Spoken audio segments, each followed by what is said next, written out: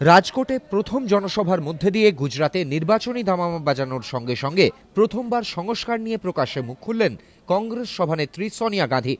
শুধু মনমোহন সিংহের সংস্কার উদ্যোগের হয়ে জোরালো সওয়ালই করলেন না, সেই সঙ্গে নাম না করে মমতা সহ এফডিআই বিরোধীদের উদ্দেশ্যে তাঁর সাফ বার্তা, অযথা হাঙ্গামা করে লাভ হবে না, কংগ্রেস তার নিজের পথেই এগোবে।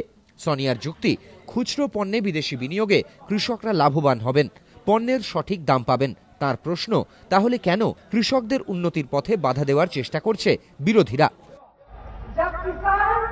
बिना किसी बिचौलिए के अपनी पैदावार सीधे शहर तक पहुंच सके, और यही है एफसीआई का मतलब। अगर कोई मुख्यमंत्री अपने प्रदेश में एफसीआई लागू नहीं करना चाहते हैं, ये उनकी इच्छा पर है, तो फिर कि इस पर इतना हंगामा करने क्या वजह है?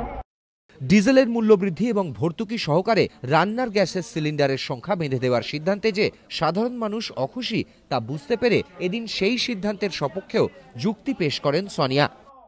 जो तेल हम बाहर से खरीदते आज वो तेल 140 रुपए पर बैरल पर है।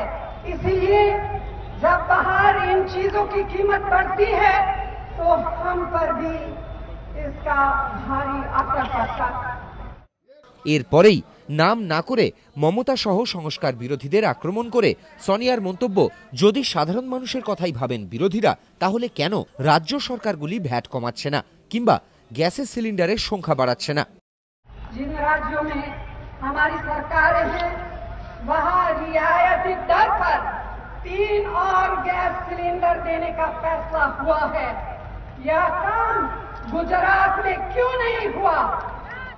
তবে তাৎপর্যপূর্ণভাবেই নরেন্দ্র মোদী তাকে আক্রমণ করলেও গুজরাতে দাঁড়িয়ে সরাসরি তার নাম করে পাল্টা আক্রমণের পথে হাঁটেননি সোনিয়া। এবিপি আনন্দ।